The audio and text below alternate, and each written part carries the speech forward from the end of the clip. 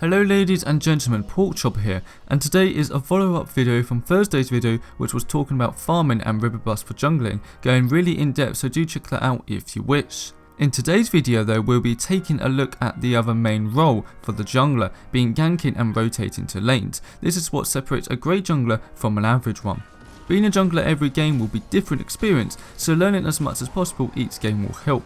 Some games you may have to defend the mid lane a lot more than usual, or the enemy's safe lane during are very defensive so you can't gank and you have to do something else to be effective for your team. There will never be the same game for the jungle role, and I think that's the reason I love it so much. So for ganking, being able to strike an enemy at the right time to grab a kill is massive early game. You have to be the playmaker and that can be tough. A jungler has full freedom of the map and just needs to use it correctly. Know your jungler's abilities well and how they function. Some are better at ganking early game like Camaro with his lockdown slow and ultimate, while others can keep enemies close but need a little extra help to get the kill, say a Fenmel or Grux.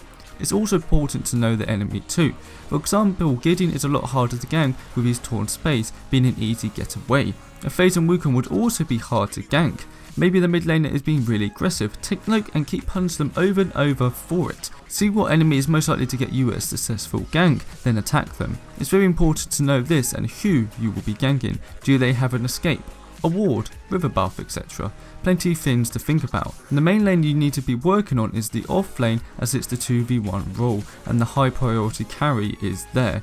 If you can gank the safe lane duo successfully early game, that's a massive lead, even if you only grab the support, not the carry. You will get a lot of pin spams through the early portion of the game to help gank lanes or defend them. You can't do everything and need to have a few key rules to stick by. First is what I mentioned in my previous jungle video, which is keep in time with the river buffs. Making sure you use your time in between to farm, save lanes or gank them and ward, but when it arrives make sure you're already there to take it. I believe river buffs are very crucial early game to deny from your enemy, and as a jungler can give you amazing opportunities to help gank an opponent. After this, also look at what's most important to help with. If your offlaner really is struggling, put more pressure there to keep that tower alive from danger. By the very latest, your third card should be a ward and ward up the river buffs or your enemy's jungle, but I'll get into that in a bit.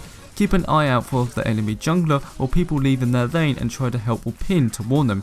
Here we have me as Grux getting into the mid game. I just put a ward down on this high traffic spot after failing to gank a cautious Shinbi in the off lane, so I resumed to go to my jungle to keep farming. While farming, it should become second nature to look at the map to see what's going on, and you can see that where my ward was, a new enemy ward is. I know due to the Shinbi being in the lane, this must be the enemy Camaro ready to gank, so I quickly finished the camp and head on straight over. As I predicted, the enemy was gank in the safe lane duo. I, just in time, come in and save the carry from death, while turning Camara's advantage into nothing, and we grab a quick kill and push the Shinbi away.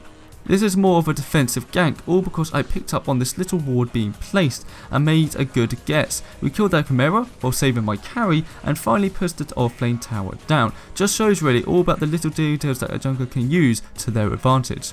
Now counter jungling is when you invade the enemy's jungle to try to ward up, kill them or nick their camps. This is for very advanced junglers who have mastered the simple stuff like farming, rotating and so on. You can invade the enemy jungle when you have a ward up. This will give you a lot more vision on where the enemy jungle is to help you make your decision. If they are in the jungle and with how quickly their team can rotate, it's not worth dying for. Just because you can't counter jungler in the game doesn't mean you are doing worse. Sometimes it's just not possible. You need to always prioritise your team first with helping lanes out. Going to enemy jungle to steal a minion camp while offlane is being overtaken from an overextended safe lane which you could easily gank is just not worth it one bit. If the enemy jungler has died or visually far away from the strong side of their jungle, so being on your safe lane and you are near their jungle, it could be worth to go in to steal camp, some amber link or most importantly the green buff. That's if you know you can't rotate to the safe lane in time to help your safe lane duo out. You have to be careful of wards too, but you can disrupt an enemy jungler's run completely by stealing that green buff.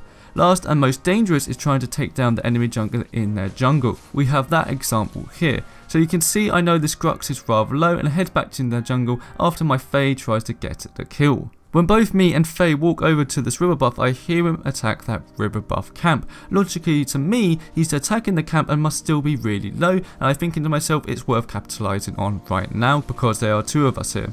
We communicate and decide to take this opportunity and go in for the kill. I also tried to grab the green buff, but the safe lane rotated very quickly. Even though I escaped, it denies the safe lane duo extra farm because they're trying to kill me in their jungle. We also had the river warded, so the Grux would have had no idea what was going to happen, showing the big importance of warding those rivers. If he had wards there, he knew we would be attacking and he could back away, giving them more of a chance to escape.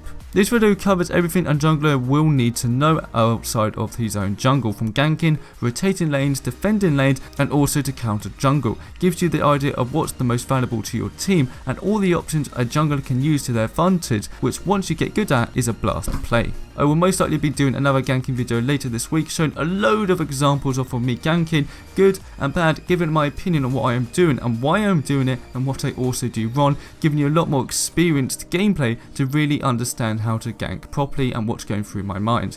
So I hope you are enjoying your weekend and hopefully stay around for that video next week, and I'll see you guys next time.